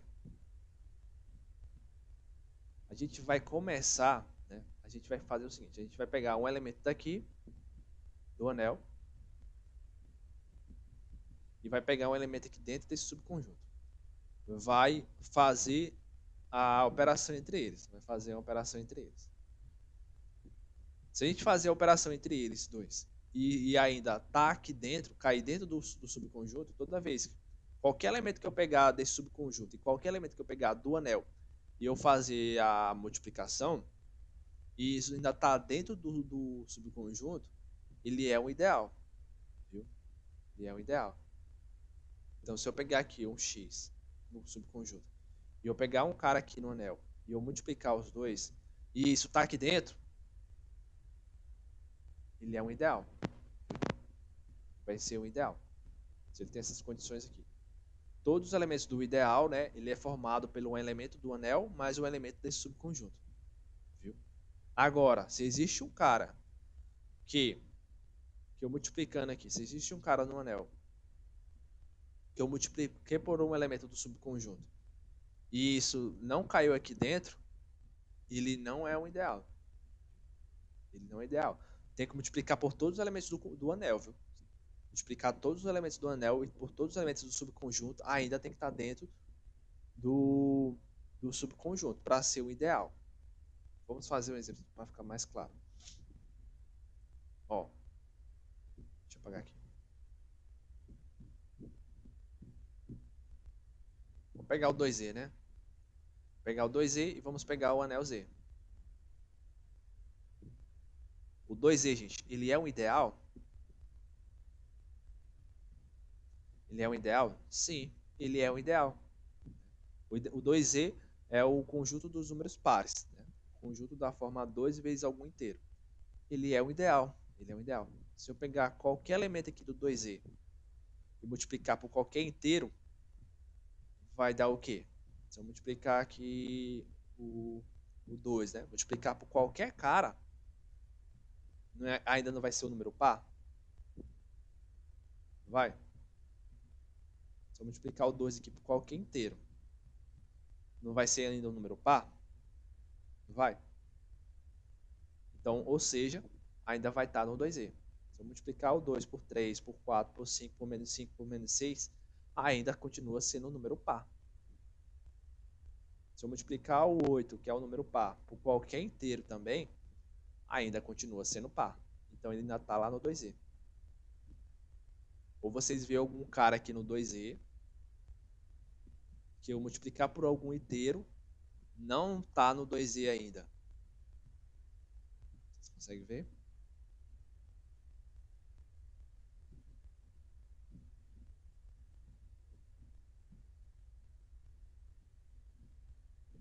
Não tem, né? O 2Z, ele é um ideal. Ele é um ideal.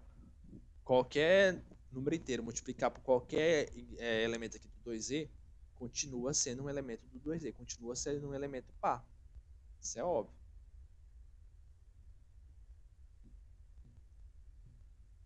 E agora,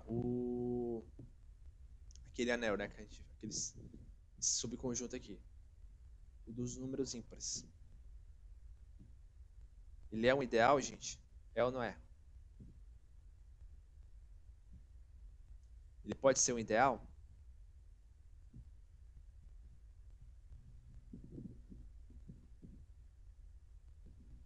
É ou não é um ideal? O dos números ímpares.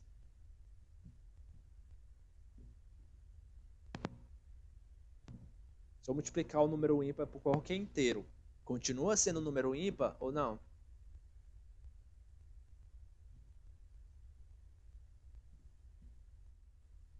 Não, né, gente?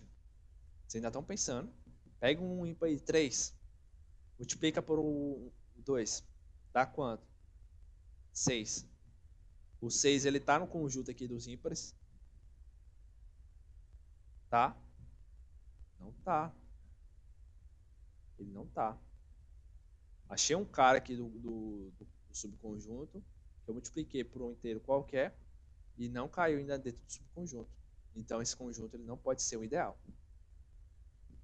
Entenderam aqui porque ele não é um ideal?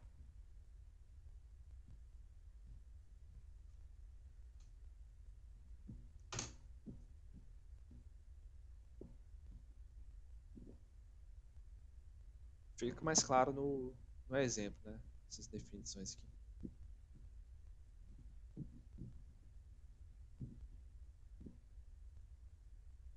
Vamos lá, vou fazer um exemplo ainda mais diferente para ficar ainda mais claro. Vamos botar outro exemplo aqui.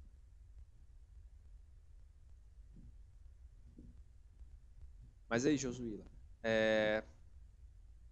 se você não está vendo ainda, você pode falar mais ou menos o que, é que você não está enxergando aí.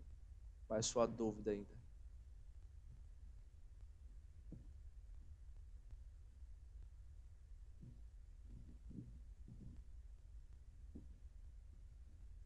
Ah, não tenham vergonha não, gente. Podem falar as coisas, viu?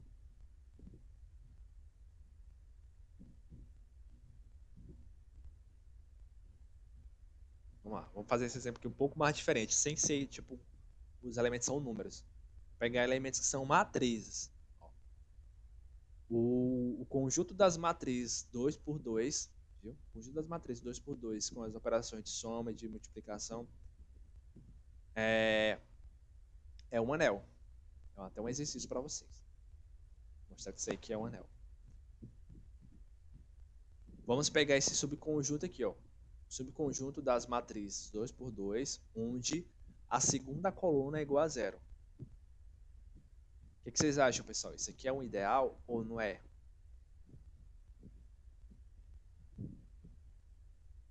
É um ideal ou não é? Para ser um ideal, né? Para ser um ideal, como é que eu sei se ele é um ideal ou não?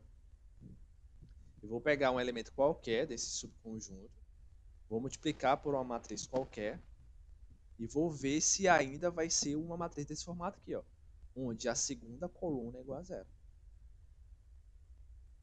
Vamos ver isso.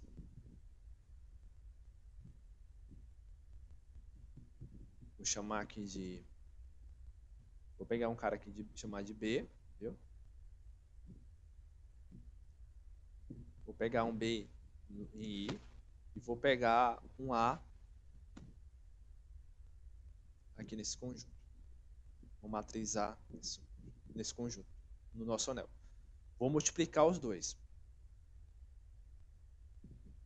E para ele estar dentro do I, né? Se ele estiver dentro do I, se essa matriz ainda for desse formato aqui, ó, a segunda coluna for igual a zero, então ele é um ideal. Aí no caso tem que ser para todos os elementos. Como é para todos os elementos, então eu vou pegar um elemento qualquer. Então eu vou pegar uma matriz qualquer. A matriz A ela vai ser do seguinte formato. Vai ser um formato qualquer. Vou botar X, Y, Z e W. Né? Os elementos são quaisquer. Ah, professor, vou pegar a matriz 2, 3, 1 e provar que ainda está lá no I. Não, você não está provando para todos os elementos. Você está mostrando para uma matriz específica. Se você quer provar que para todos os elementos a multiplicação ocorre e ainda está dentro do I, você tem que pegar elementos, umas variáveis quaisquer, viu? Que nem eu estou fazendo agora. Vou pegar uma matriz quaisquer, né? Não importa que os elementos. E vou pegar uma matriz também quaisquer aqui desse conjunto. O conjunto I é uma matriz cujos elementos, a segunda coluna é igual a zero, né? A primeira, tanto faz. A primeira coluna aqui, os elementos tanto faz. Vou multiplicar, né? Vou multiplicar essas duas matrizes e vou ver o que ela vai me dar aqui de informação. Vamos concluir se está ou não no I.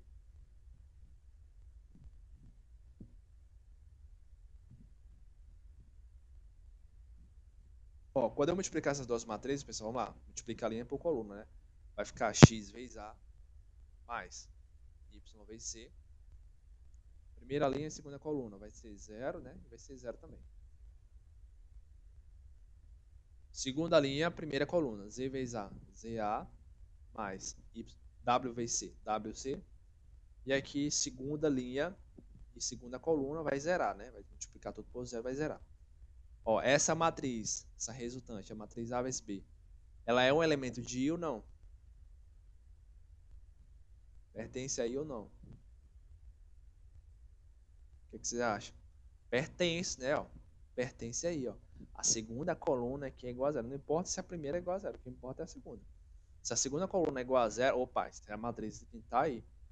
Então eu peguei um elemento qualquer, um elemento qualquer do anel e peguei um elemento qualquer do subconjunto. Fiz a multiplicação e vi que isso ainda está no subconjunto. Isso prova o quê? Isso prova que esse I aqui, ó, ele é um ideal. Só um detalhe. Quando eu falo ideal, pessoal, é esquerda ou a direita. E quando eu botar só I ideal, eu estou falando que é os dois ao mesmo tempo, esquerda e direita. Será se vale por 2? Será? Aqui, ó, eu fiz a esquerda. Eu multipliquei um elemento do anel pela esquerda. Uma coisa eu sei, ele é um ideal à esquerda. Será se ele é à direita também? Vamos testar. Vou multiplicar agora pelo outro lado. Vou multiplicar um elemento. Aquelas mesmas variáveis, né? Só que agora pela direita. Assim. O B vai multiplicar primeiramente o A. Vamos ver se ainda vai ser um elemento de I. Se for, então ele é um ideal à direita. Se for, então é um ideal. Ó, o B aqui é 0, A 0, C 0. Né? E a matriz A eu chamei de X, Y, ZW. Vamos multiplicar, gente. Vamos lá. Primeira linha, primeira coluna. A vezes X é AX. 0 vezes Z dá 0, né? Então fica só AX. Primeira linha, segunda coluna. A vezes Y é AY. E 0 vezes W, 0, né? Fica Y. Aqui, segunda linha, segunda coluna. Ou segunda linha, primeira coluna. Z vezes X. ZX, 0 vezes Z, 0. Segunda linha, segunda coluna. Z vezes Y. ZY. E 0 vezes W, 0. Dá 0, né? Beleza. Essa matriz, ela tá aí ou não tá?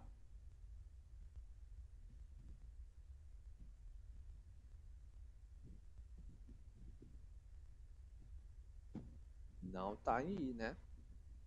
Depende. Se for tudo 0, pode até tá. Mas se não for, não tá. Né? Então, a coisa eu sei. Ó, eu multipliquei o elemento do anel pelo um elemento do subconjunto, né? Pelo elemento de I, e não estava em I. Isso implica, professor, que ele não é o ideal? Por um lado, não é. À esquerda, ou pela direita, eu multipliquei o A pela direita. Pela direita, ele não é o ideal. O I não é o ideal.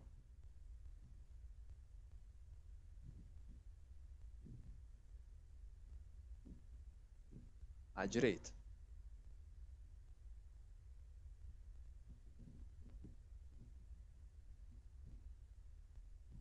Viu? Mas à esquerda ele é.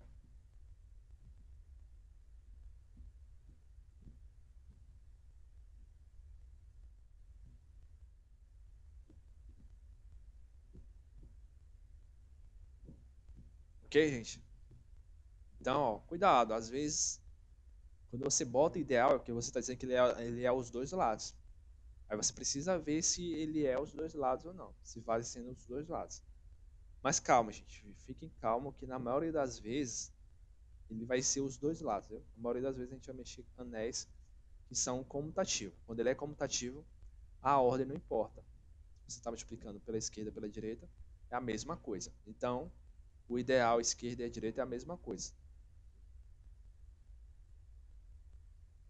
Mas aí vocês entenderam, né? Ele é o ideal, só que é só por um lado. Ele é pela esquerda, ele é, mas pela direita ele não é. Multipliquei um elemento do subconjunto pelo um elemento do anel e não deu ainda o elemento do subconjunto. Aí ele não é o ideal à direita, mas à esquerda ele é.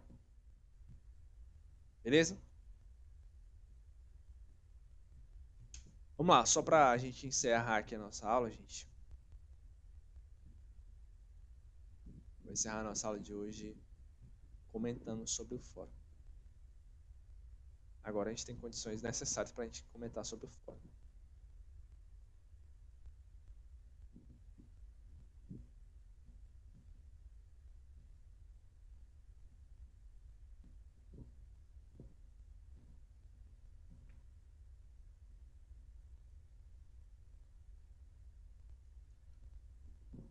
Vamos lá. O fórum é o seguinte, gente. Comente um pouco sobre as diferenças básicas entre anéis, ideais, corpos e grupos. Cite exemplos onde essa diferença fica clara.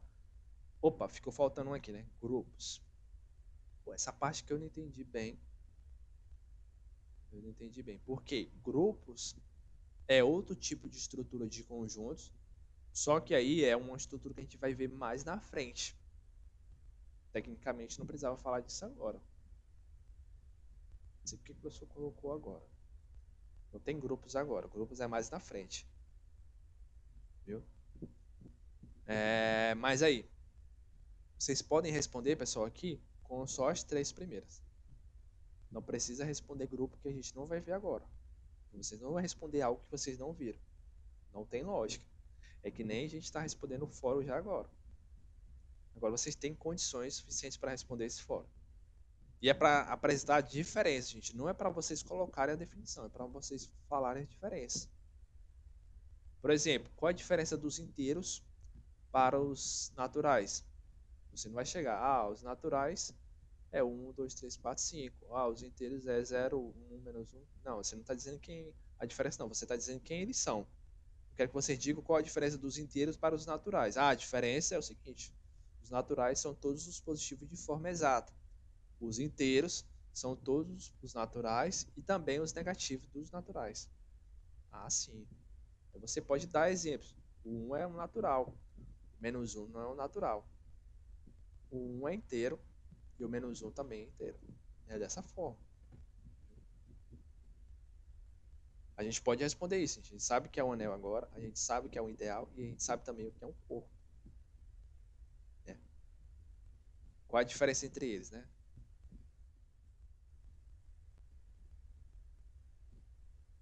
Todo anel é um corpo? É ou não é? Qual a diferença de um anel para um corpo? Né? Essas aqui estão mais diretas. Qual é, gente?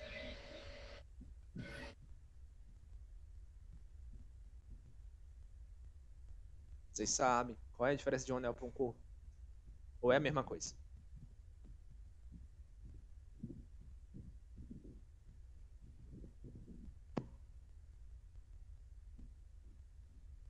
É a mesma coisa?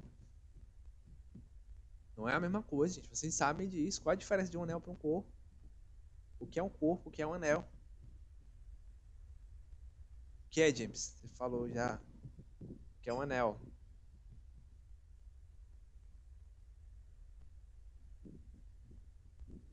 Isso. O anel basta ter aquelas 6 axiomas, né? Só até as 6. Já um corpo não.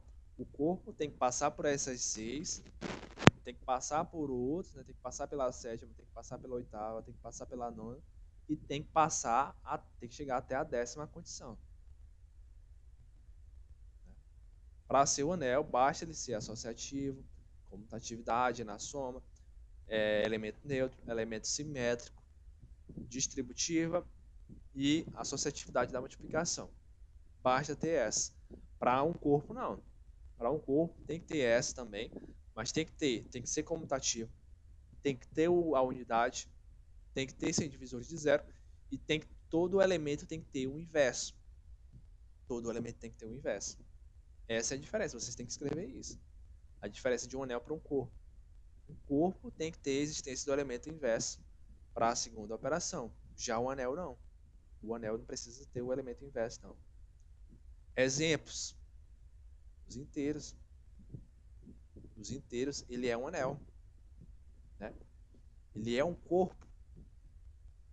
Ele é um corpo, gente. Não. O anel ele é. O corpo não. Os inteiros têm o elemento inverso. Tem algum cara que multiplicando pelo 2 dá a unidade que é 1? Tem. Tem um número inteiro que multiplicando por 2 dá 1? Não tem. Então ele não é um corpo.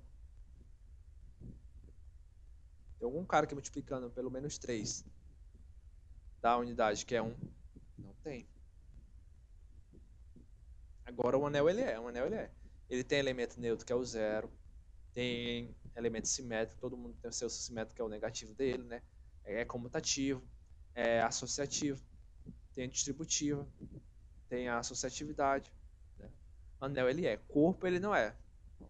É só que tem, pessoal, exemplos. Aí vocês colocam os exemplos. Os racionais não. Ele é um anel. Ele é um corpo. Coloque as coisas direito, viu, gente? Escrevam direitinho. Não vou só copiar do jeito que tá aqui, não, que eu tô só botando aqui direto os resultados. Viu? Botem as definições. Só escrever. Qual a diferença de um anel para um corpo? Um anel, professor, tem que satisfazer os 6 axiomas da definição. Tem que ser fechado. Tem que ser diferente do vazio, né? Tem que satisfazer os 6 axiomas. Para ser um corpo, além das 6, da 7ª, da 8ª, da 9ª, ele tem que apresentar a 10ª condição. Ele tem que todo elemento tem que ter o inverso para a segunda operação. Exemplos: os inteiros, né? Ele é um anel, mas ele não é um corpo, porque ele não satisfaz a 10ª condição. Os racionais, ele é um anel e também é um corpo. Vale as 6 condições para a soma e para a multiplicação. Ele é um corpo. Existe algum racional aqui, ó, multiplicado pelo 2 dá 1? Sim. 1 sobre 2. Aqui sim. Aqui tem a existência do elemento inverso. Beleza? O que é o ideal, gente? O ideal a gente acabou de ver, né? O ideal é um subconjunto que multiplicando por elementos dele e multiplicando por elementos de fora, por elementos do anel, ainda tem que estar dentro do subconjunto, ainda tem que estar dentro do ideal, né? Então tem várias diferenças aí para o seu anel e para um corpo. Por exemplo, o ideal ele não tem a associatividade, não tem elemento neutro, não precisa ter o elemento neutro, né? Basta ter aquela condição, multiplicar um elemento do ideal e multiplicar um elemento do anel, ainda tem que estar dentro do ideal. Se não tiver dentro, não é ideal. Exemplos: 2e, ele é um ideal, né? Já aquele conjunto lá, ele é um exemplo claro, né, dos números ímpares, que não é um ideal.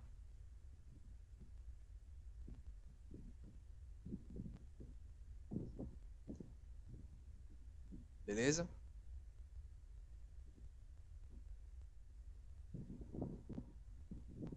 Então é assim, gente, que vocês vão organizar a resposta de vocês. Colocar diferença sim. Não precisam colocar as definições todas, não. Só apresenta a diferença. O que é a diferença de um... Coloquei todas as definições. Hã? Corrige aí, ó. Coloquei todas as definições. Não, tem que colocar a diferença. Para ganhar o ponto máximo. Não, tu faz isso não. Para ganhar o ponto máximo, botem a diferença. Qual a diferença dos naturais para os inteiros, Caís? São iguais? Não, são diferentes. Os naturais não têm os negativos. Bom, se fosse assim o fórum, se você colocasse isso, os naturais eles não têm os negativos. Qual a diferença de um anel para um corpo? James colocou bem, ó. Só organizar a resposta de vocês, gente. E aí coloquem exemplos.